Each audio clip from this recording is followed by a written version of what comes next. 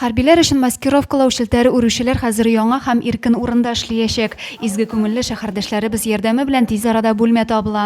Хәзер биредә берничә агач корылма урнаштырып, бер юлы берничә шелтәр әзерләргә мөмкин. Безнең беренче урыныбыз тар һәм бәләкәй иде.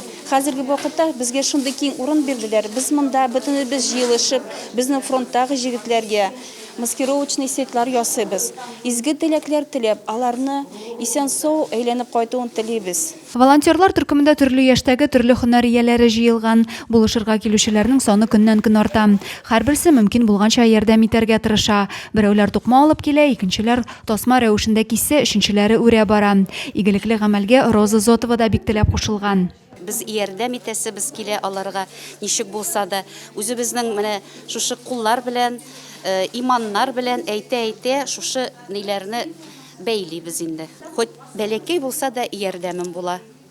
Менә шушында безнең егетләргә, безнең улларга Искәртеп узык Зәйдә маскировкалау шелтәрен үрү өчен Елена Хисамыдинова башлап җибәрә. Тиз арада бу эшкә битараф булмаучылар да кушылды. Аның аерым техникасы да, кыенлыгы да юк. Киселгән тасмаларны бәйләп үреп барырга гына кирәк.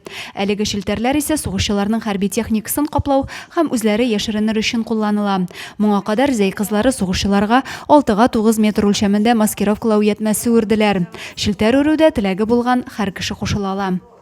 Адилә Борһанова, Дин Сипатов, Зәй хәбәрләре.